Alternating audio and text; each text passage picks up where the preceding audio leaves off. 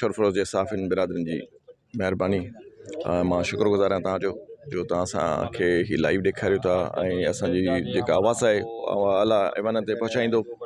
जीअं त 2022 में सिंध में महा बोर्ड आई, उन सिलसिले में तमामु सिंध जा जेके स्कूल आहिनि उहे डैमेज थी विया, के किरी पिया, के डैमेज थी विया। उन लाइ सिंध गवर्नमेंट हिकिड़ो पैकेज ठाहियो, 12 एड हुई या पाकिस्तान जा पैसा हुया, उहे आया आहिनि तक़रीबन 10 अरब खां वधीक। हाणे हिननि छा कयो आहे जो उन्हनि खे वॾा वॾा प्रोजेक्ट ठाहिया अथनि, तक़रीबन 45 पैकेज ठाहिया अथनि जेके 25 करोड़ 3 करोड़ 35 करोड़। इहा सरासर नंढनि ठेकेदारनि सां नाइंसाफ़ी आहे। कुझु ॾींहं पहिरियां हिन टेंडर कराया आहिनि, उते असां उते पाण पार्टिसिपेट कयो, पर काफ़ी ठेकेदार आहिनि उते। असांजी उमेदु न आहे त असांखे उहो कमु असांजे ज़िले खे ठेकेदार ॾींदा।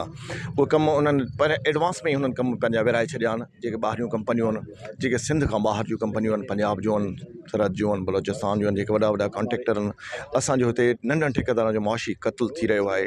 तमामु ठेकेदारनि एहतजाज कयो आहे ऐं वज़ीर आला सिंध सां मुतालबो कयो आहे त इहे फौरन टेंडर ख़तमु कया वञनि ऐं इहे जेके बि पैकेज आहिनि डिस्ट्रिक्ट एजुकेशन ऑफिसर शरफरोज़ वटि कया वञनि, जीअं इहे नंढनि ठेकेदारनि खे कमु मिलनि ऐं आराम सां इहे कमु थी सघनि।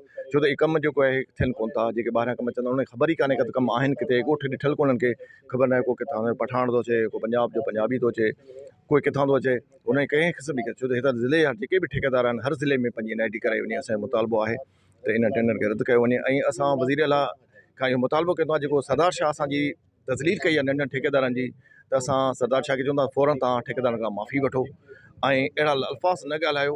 असां नंढा ठेकेदार आहियूं, इन जो इहो मक़सदु न आहे त असां सफ़ा कमु करणु कोन था चाहियूं। असां कमु करणु चाहींदासीं ऐं कमु कयूं था ज़िलनि में, हर ज़िले में कमु हले थो।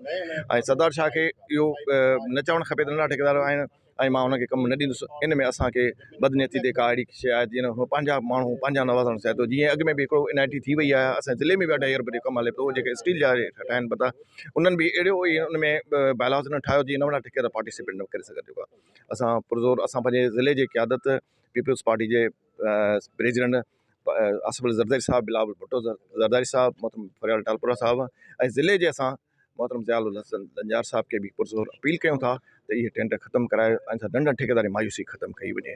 महिरबानी।